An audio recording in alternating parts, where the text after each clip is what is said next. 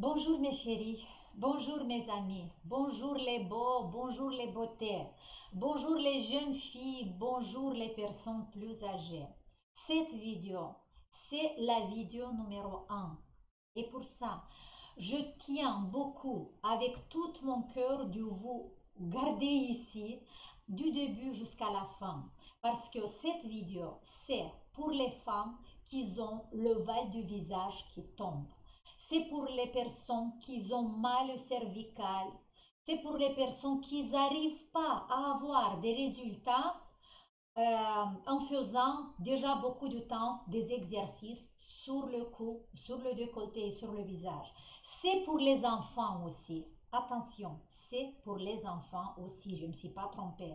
Et c'est aussi pour les jeunes filles, les jeunes garçons, les adolescents. Et c'est aussi pour les personnes âgées. Voilà, cette vidéo, c'est pour tout le monde. C'est une vidéo très sérieuse. Ici, les filles, si vous allez avoir de la patience de regarder cette vidéo du début jusqu'à la fin, parce que ça va être un peu longue, peut-être, je ne sais pas. Mais vous savez, pour être plus populaire sur YouTube, mon fils, il me dit toujours, tu ne dois pas faire les vidéos qui sont plus de 5 minutes. Les personnes vont s'ennuyer, les personnes ne vont pas regarder tes vidéos. Il faut faire les vidéos de 3 jusqu'à 5 minutes. Et là, voilà, désolé, mais je ne peux pas faire une vidéo de 3 minutes. Je dois donner une information. Alors là, s'il vous plaît, il faut avoir de la patience et de regarder cette vidéo. Et d'abord, voilà, vous avez vu le nom de la vidéo, c'est l'affaissement du visage, c'est toujours ce problème qu'on a. Vous savez, je vais commencer comme ça. Vous savez que j'ai eu pendant un an, le 2019, j'ai pas travaillé sur mon visage. Vous connaissez déjà, si vous regardez ma chaîne, vous connaissez déjà que pendant un an, j'ai aidé ma fille à travailler au bureau. J'étais assis sur une chaise comme ça et j'ai travaillé 8 heures par jour au bureau. J'ai pas fait du tout mon yoga visage. De temps en temps, je faisais quelques exercices pour me redresser un peu et c'est tout. Parce que nous, les mamans, on fait tout pour nos enfants. Et voilà, et après que j'ai fini, maintenant c'est bon, je lui ai donné un coup de main, voilà, et je reviens à mon travail, à mon boulot, que je l'adore. J'ai recommencé à travailler parce que j'ai vu pendant un an que mon visage a commencé à tomber. J'ai commencé à avoir les, je sais pas comment ça s'appelle, voilà, les trucs là, l'ovale du visage qui commence à couler vers le bas. Et je savais que la première chose qu'il faut faire, il faut travailler la posture. J'ai travaillé la posture, j'ai fait mes meilleurs exercices et je voyais que le résultat, il a le résultat, mais pas comme je veux. J'ai dit, il y a quelque chose que je dois changer et j'ai été en train de penser, peut-être je vais ajouter quelques exercices plus performants, voilà. Mais pendant cette année que j'ai pas beaucoup bougé, j'ai mis des poids. Alors j'ai pris du poids, j'ai grossi. Et je vous savais aussi déjà, vous savez déjà que j'ai commencé à faire l'oxysize. J'ai commencé à faire la technique pour la perte du poids. Je suis environ à la 3e semaine maintenant. Il y a quelques jours, et j'observe que mon ovale du visage a beaucoup amélioré. Et la chose la plus importante, j'ai observé que j'ai pas les contractions cervicales. Et j'ai rien changé. J'ai pensé seulement à changer quelques exercices, à ajouter quelque chose, parce que moi je souffre de tension sur les trapèzes, sur les cervicales, les tensions au niveau du cou. J'ai dit, mais qu'est-ce qui se passe? Il y a quelque chose que j'ai changé dans mes exercices? Non. Alors je me suis mis à penser, mais qu'est-ce que j'ai fait? Qu'est-ce que j'ai fait? Qu'est-ce que je fais quelque chose? Et j'ai dit l'oxysize. C'est que ça que j'ai changé maintenant. Et qu'est-ce que j'ai fait? Je travaille avec, avec la respiration pour diminuer le poids. Et là, j'ai eu comme une illumination dans la tête. En fait, il y a tout de suite qui m'est venu quelque chose dans la tête. J'ai dit le diaphragme. Voilà, c'est ça que je travaille maintenant plus intense. Et ici, j'ai dit, il y a quelque chose qui m'échappait. Il y a quelque chose que je ne sais pas sur le diaphragme. Comment le diaphragme, parce que c'est que ce travail que j'ai fait en plus, peut agir à mes contractions cervicales. Et comment le diaphragme peut m'aider à me débarrasser de cet affaissement du bas du visage. Et voilà les filles, pendant quelques jours, je vous avais dit déjà dans l'autre vidéo, j'ai fait une découverte. J'ai fait une découverte pour moi-même et j'espère que cette découverte va être très utile pour vous et vous allez être nombreuses à me dire, voilà Dorina, j'ai des meilleurs résultats maintenant. On va commencer, pour ne pas vous faire perdre le temps, on va commencer tout de suite. Voilà, d'abord le diaphragme. Tout le monde sait qu'est-ce que c'est le diaphragme. Vous savez, moi, quand j'ai fait mes études du yoga, comme professeur du yoga, on a étudié l'anatomie et vous savez, en yoga, on fait beaucoup de techniques respiratoires. Alors, on sait bien qu'avec le diaphragme, on sait bien l'efficacité du diaphragme, oui. Je ne veux pas vous dire maintenant que le diaphragme, ça sert pour ça, la respiration diaphragmale surtout, ça sert pour ça, parce que vous savez déjà. Je veux dire seulement 2-3 mots pour ceux qui ne savent pas, peut-être pour les jeunes qui me regardent maintenant. Regardez, ici c'est les poumons, et là vous voyez, il y a une petite ligne. Et voilà, cette ligne-là, c'est un muscle qui s'appelle le diaphragme. Et voilà, ici, c'est vraiment en dessous de nos côtes. Ici, en dessous de nos côtes, on a, c'est comme une parachute, un muscle qui va séparer la partie bas de notre corps de la partie haut de notre corps. C'est un muscle, un grand parachute, un grand muscle. Et si vous avez fait déjà le drainage lymphatique, vous voyez que je vous montre quelques exercices dans lesquels on relâche un peu le diaphragme pour activer la circulation lymphatique. Oui. Et aussi, si vous faites la respiration complète, la respiration abdominale, vous utilisez le diaphragme. Quand on va inspirer, notre diaphragme, voilà, c'est là, notre diaphragme va se baisser. Et quand on va expirer, le diaphragme va monter. Et voilà, ça veut dire que c'est un muscle qui va vers le haut, vers le bas, comme une pompe, comme ça, vers le haut, vers le bas, pendant notre respiration. Et qu'est-ce qui se passe? Je vous dis seulement 2-3 mots, pas beaucoup sur ça. Vous voyez, ici on a le diaphragme. C'est cette ligne-là qui ça se voit. En bas du diaphragme, on a l'estomac, on a le foie, et voilà, ici c'est les intestins et les autres organes de l'abdomen. Alors, quand on va inspirer, le diaphragme va se baisser, et qu'est-ce qu'il va faire?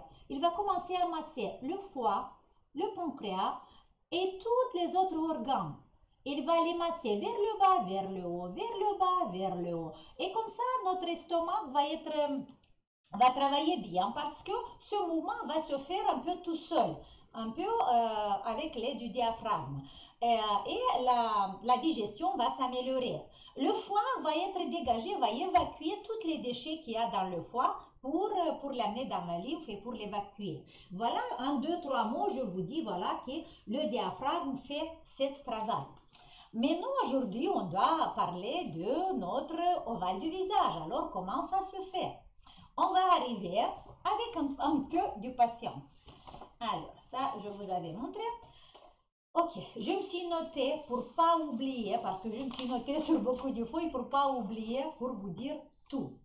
Alors, ce qui se passe, comme un muscle, tous les muscles, vous savez qu'ils peuvent se spasmer, ils peuvent se contracter.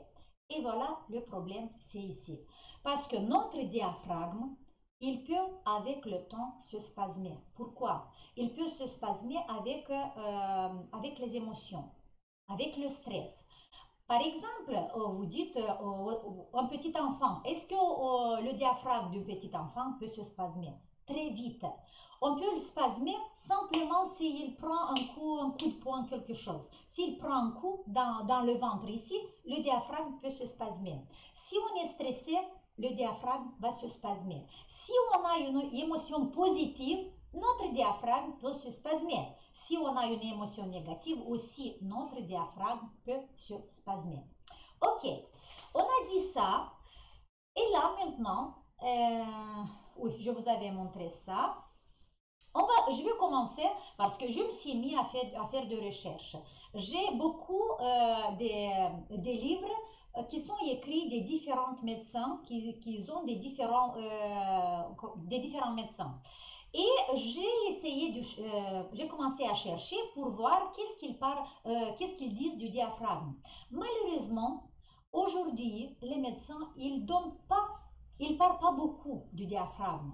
Ils donnent pas une grande importance à ce muscle. Mais ce muscle, c'est un organe vital. Si ce muscle s'arrête, on peut mourir. C'est vital vraiment. Et dans la médecine douce, des ostéopathes, des kinés, ils parlent beaucoup maintenant. Ils ont commencé beaucoup de parler. Pour ça, j'ai tenu beaucoup à faire cette vidéo. Et j'ai trouvé trois exemples chez le médecin, trois exemples très importants et je tiens à vous les donner aussi. Voilà, ce médecin, ils disent que, ils donnent trois exemples. Une jeune femme comme moi, de 47 ans, arrive chez le médecin en dépression. Il est en dépression parce qu'il n'arrive pas du tout à dormir. Et pourquoi il n'arrive pas du tout à dormir? Parce qu'il a un douleur sur l'omoplate, un douleur sur l'omoplate très très fort, qui l'empêche de dormir. Est-ce que vous avez des fois des douleurs en dessous de l'omoplate, ou des douleurs au niveau du cœur, ou des douleurs au niveau du haut du dos, ou des douleurs de la clavicule? Voilà, cette femme en dépression, il ne dormait pas, il est allé voir un neurologue, il est allé voir il a vu un psychiatre, il a fait beaucoup de choses, beaucoup des examens, il a pris beaucoup de médicaments, mais cette douleur, il reste toujours, ok? Alors, on ne sait pas la cause de cette douleur. Je vous donne un autre exemple. Une jeune fille de 19 ans va un jour dans un hôpital, un centre cardiologie, parce qu'il a mal au cœur. Il a mal dans cet endroit, au centre de la poitrine. Il a mal au cœur. Il a les mêmes symptômes qu'une douleur cardiologique. Alors, il va faire beaucoup des examens, il va faire la cardiogramme, il va faire le Doppler, il va faire toute l'analyse du sang. Et le médecin, il va lui dire, on n'a rien trouvé, tout va bien, vous êtes un peu stressé, vous êtes un peu fatigué, allez vous reposer et ça va passer. La douleur passe pas. Et cette fille, elle reste toujours avec une douleur au niveau du centre de la poitrine, au niveau du cœur. Il y a un autre exemple, un homme de 50 ans qui arrive au médecin, qui dit qu'il a mal à l'estomac. C'est comme un boule à l'estomac qu'il a toujours déjà quelques mois et il n'arrive pas à enlever cette boule qui est à l'intérieur de son estomac. Voilà, vous avez vu, je vous avais montré trois personnes différentes. Trois personnes qui ont des douleurs. Alors, ils ont des douleurs et les trois personnes, ils ont allé chez différents médecins. Une peut-être il est allé chez un cardiologue, l'autre il est allé chez un gastro-entérologue et une autre, la femme peut-être il est allé chez un neurologue ou chez un psychiatre. La chose que après ce médecin ils nous disent que toutes les trois personnes ils ont des douleurs différentes, mais ils ont la même cause. La raison de ces douleurs, c'est une seule, c'est la même raison. C'est un diaphragme spasmaire. Et là, vous allez me dire, mais comment ça se fait? Très simple. Maintenant, je vais vous montrer une chose. Alors, j'avais une autre atlas aussi. Ok. Regardez. Voilà, on va dire ça. Vous voyez ici, là, au ce niveau-là, c'est le diaphragme. Au ce niveau, c'est le diaphragme. Et vous voyez là qu'on a l'aorte et la veine qui traversent, les deux vaisseaux sanguins qui traversent le diaphragme. On a aussi les canaux lymphatiques qui traversent aussi le diaphragme. On a aussi le nerf diaphragmal. Ce nerf-là qui commence d'ici, qui est sur toute la cage thoracique et qui va traverser le diaphragme et qui va énerver le foie et l'estomac. Okay? On a aussi, à travers le diaphragme, une autre tuyau qui va passer, c'est l'œsophage. Ok? Voilà, je vous le montre tout de suite. Comme ça va être plus facile. Voilà. Vous voyez l'œsophage qui traverse notre diaphragme. Ça, c'est la diaphragme. Et voilà l'œsophage qui passe. Alors, on a dit qu'on a 5 choses qui vont passer à travers notre diaphragme. Alors, dans les trois exemples, avec les trois personnes différentes, ils ont des douleurs différentes. Pourquoi? Parce que les nerfs diaphragmales, ils s'appellent aussi les nerfs phréniques, sont irrités. Et quand les nerfs phréniques sont irrités, ils vont, parce qu'ils sont des nerfs moteurs et sensoriels. Et si les nerfs sont sensoriels, ils vont donner du douleur partout. Et dans les trois cas, on a les douleurs différentes. Oui, on a dit que à travers notre parachute, notre diaphragme, on a quatre canaux qui vont descendre. Et les quatre canaux sont, le premier sont l'aorte et la veine cave inférieure. Je vous l'avais montré ici. Alors, qu'est-ce qui se passe si le diaphragme, ce muscle va se serrer? Bien sûr qu'il va serrer les canaux qui passent à travers lui. Et maintenant, on va voir si le diaphragme va spasmer, va serrer l'aorte. Qu'est-ce que vous pensez que ça peut se produire? En fait, le sang artériel, il va pas être suffisant pour les organes de notre bassin. Et alors, le corps, les organes, ils ont besoin de ce sang. Et alors, ils ne peuvent pas se priver, sinon on peut mourir, on peut avoir des graves maladies. Et alors, le corps, qu'est-ce qu'il va faire? La première chose qu'il va faire, il va augmenter la pression artérielle. Il va augmenter la pression artérielle, pas seulement dans l'endroit où il est pressé ici, mais dans tout le corps. Et voilà, on a une maladie, la pression artérielle qui est trop montée. Et on va, dans beaucoup de cas, on va donner des médicaments seulement pour diminuer cette pression. Mais on ne va pas régler la cause. On ne va pas voir pourquoi. Mais dans ce cas, il y a ça peut être différentes causes, pas seulement ça, je ne dis pas ça. Mais dans ce cas, voilà, ça suffit qu'on va relâcher le spasme du diaphragme et la pression artérielle du corps va diminuer et on va régler ce problème. Malheureusement, c'est pas tout le monde, c'est pas tous les médecins qui arrivent à penser aussi à ça et à éviter ce problème avant de donner les médicaments aux personnes. Voilà. La deuxième chose, c'est la veine cave inférieure qui passe aussi, voilà, à travers notre diaphragme. Qu'est-ce qui se passe quand la veine cave inférieure est de nouveau spasmée? Le sang veineux, il va pas circuler bien du parti bas de notre corps vers le haut. Et là, on peut avoir des problèmes du varice. On peut avoir des varices sur les jambes. On peut avoir aussi des hémorroïdes. On peut avoir comment ça s'appelle, des varices utérines aussi. Voilà, alors beaucoup de fois, on va essayer de faire des massages, des traitements pour les varices, mais on ne va pas éliminer la cause. Et la cause, c'est que la veine cave inférieure est spasmée, est serrée, et ça suffit qu'on va débloquer notre diaphragme et on peut résoudre les problèmes du varice. Ok?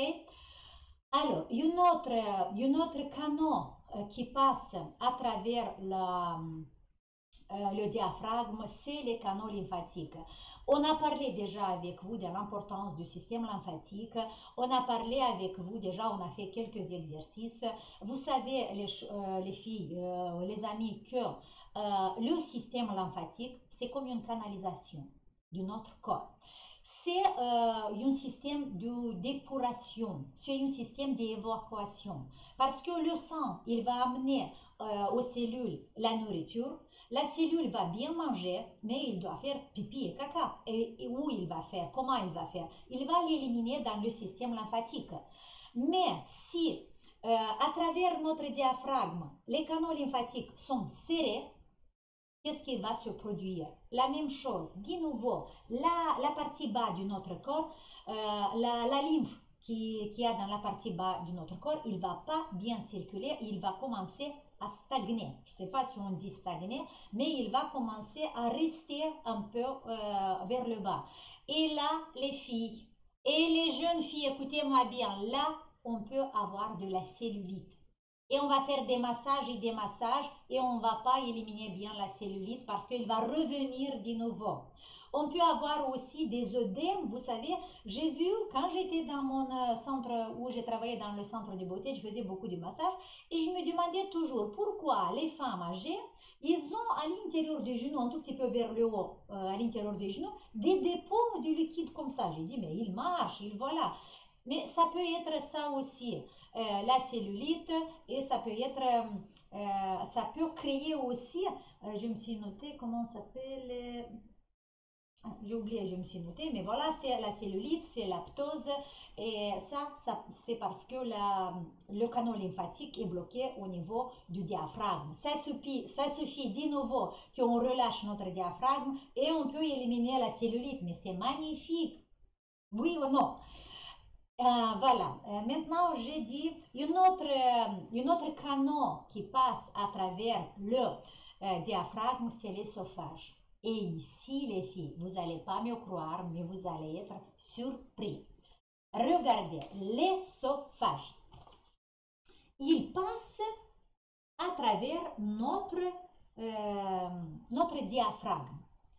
Et si l'esophage va être spasmé, si l'esophage va être serré, vous savez qu'est-ce qu'il va faire la première fois? C'est vrai que si il est trop spasmé, on peut avoir des problèmes de la digestion. Et ça commence tous les problèmes de l'estomac, des brûlures et beaucoup d'autres choses. Mais moi, je ne vous parle pas de ça. L'esophage, il est collé, mais vraiment directement, il est collé à partir de la zone d'ici, de la zone cervicale. Et les muscles cervicales sont en lien avec notre esophage. Et si le diaphragme va serrer notre esophage, il va l'étirer vers le bas.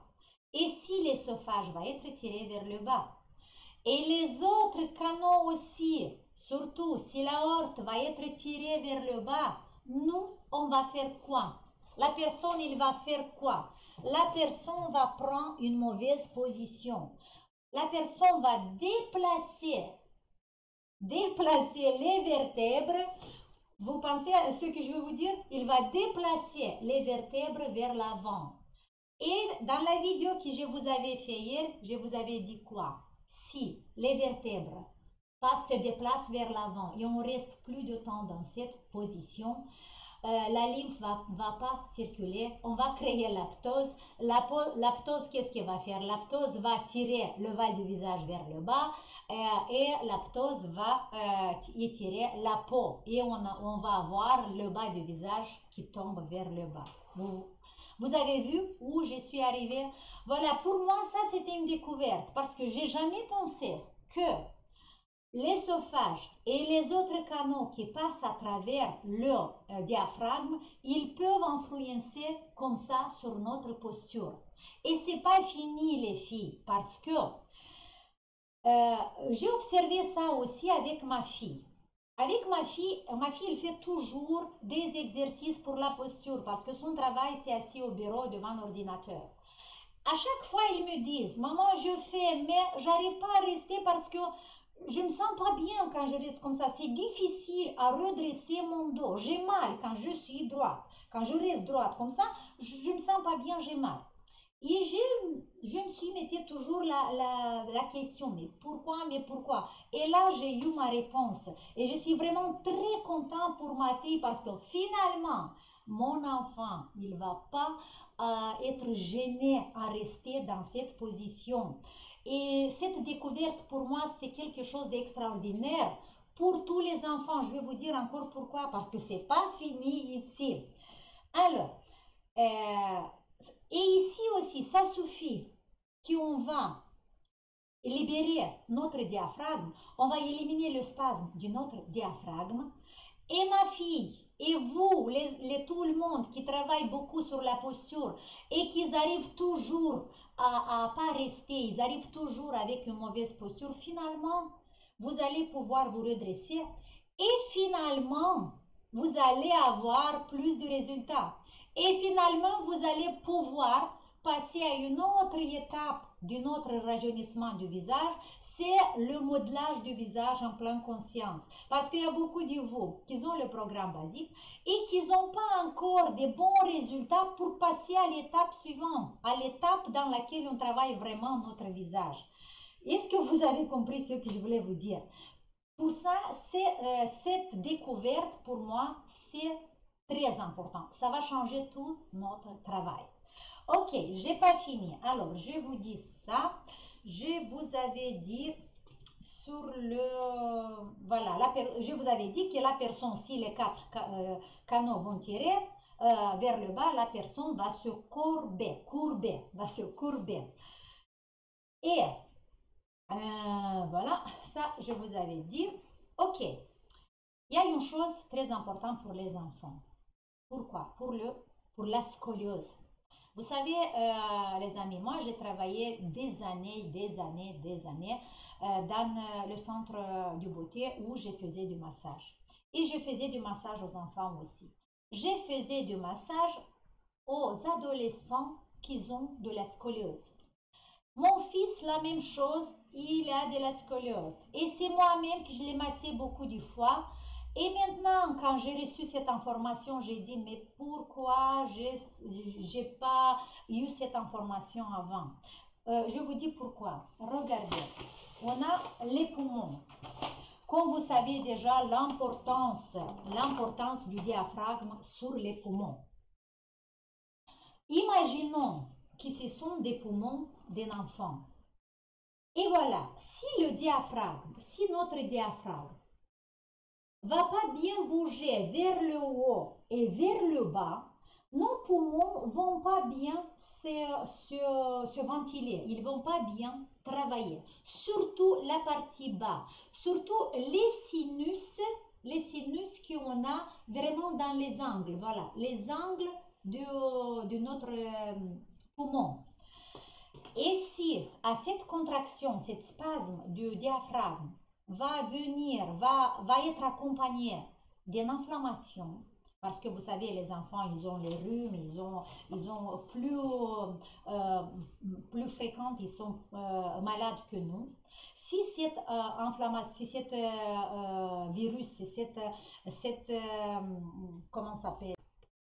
Infection. En fait, si le spasme du diaphragme est accompagné avec une infection virale, comme ça, dans les poumons, dans les parties bas du poumon, vont se créer des adhérences et des fibroses.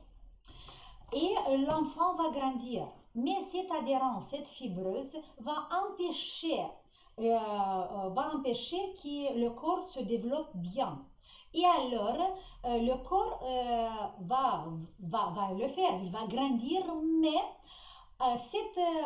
cette partie, il va l'étirer vers le bas. Et si cette adhérence est plus sur un côté et moins que l'autre, la colonne vertébrale va dévier et on va faire une scoliose. Et par exemple, j'ai dans ma tête maintenant des personnes qui venaient au centre du beauté pour le faire du massage parce qu'ils avaient des scolioses. Alors, moi, je connais bien le dos avec un scoliose. Et beaucoup de fois, sur la côté, si la scoliose est comme ça, de cette côté-là, on a une accumulation des muscles qui sont contractés, qui sont spasmés. Et ce qu'on va faire, le masseur, on va commencer à débloquer cette rouleau des muscles, cette fibrose, avec les ventouses, avec toutes les modalités, les moyens qu'on a. Et une fois qu'on a bien relâché ici le muscle, on peut avoir, et j'ai vu déjà ça, que la colonne vertébrale va se déclencher sur l'autre côté. On va voir le scoliose de l'autre côté. Pourquoi?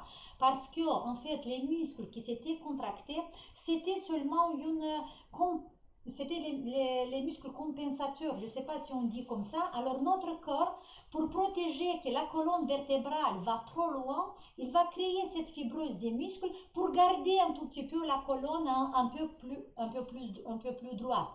Et pour ça, La chose la plus importante à faire quand on travaille avec une scoliose, surtout si ce sont des enfants, c'est à commencer à travailler la scoliose de l'intérieur à l'extérieur. Ça veut dire d'abord relâcher le diaphragme et après travailler avec les muscles du dos. Et voilà les filles, pour ça, vous savez, moi j'ai travaillé à Paris dans deux écoles parisiennes et j'ai eu un très bon lien avec les directeurs.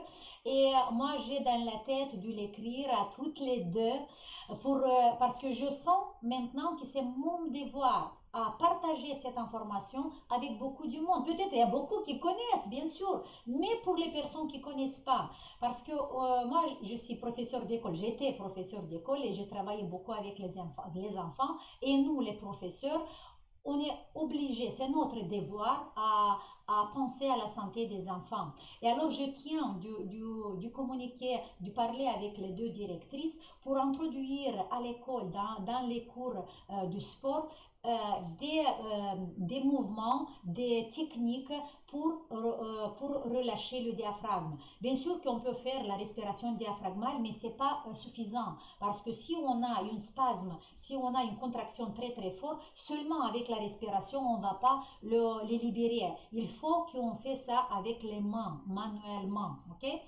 Pour ça, les filles, je sais qu'il y a beaucoup de professeurs qui me regardent, beaucoup de maîtresses, beaucoup des enseignantes. S'il vous plaît, les filles, si vous êtes à l'école, regardez mes prochaines vidéos parce que je vais vous montrer des différentes techniques dans lesquelles, avec les mains, on peut relâcher le spasme du diaphragme. Et il faut que cette information passe partout. Il faut que nos enfants grandissent en bonne santé. Mais ce n'est pas seulement pour les enfants. Vous savez, les jeunes filles, les jeunes garçons qui ont ce problème. Et nous, les femmes, après 45 ans surtout, on a le visage qui tombe et on a une cause qu'on l'a découvert. Ça veut dire travailler notre diaphragme. Alors, dans les vidéos à venir, je vais vous montrer comment relâcher le diaphragme avec nos mains et comme ça, on va amener encore un exercice important pour la réussite, pour l'ovale de notre visage. Je suis transpirée, j'ai parlé beaucoup, mais j'espère les filles que cette vidéo, ça va être utile pour vous. Si vous n'avez pas eu de la patience de regarder jusqu'à la fin, prenez un peu de temps, mettez cette vidéo, écoutez mon français qui est comme ça, mais voilà, je le fais avec tout mon cœur et je suis sincère. Et si vous n'aimez pas, qu'est-ce que je voulais que je vous fasse? Rien. Je vous donne un gros bisou, je vous fais un grand sourire. Si vous avez aimé la vidéo, mettez un pouce bleu parce que ça m'aide pour moi à avancer dans mon aventure. Ciao!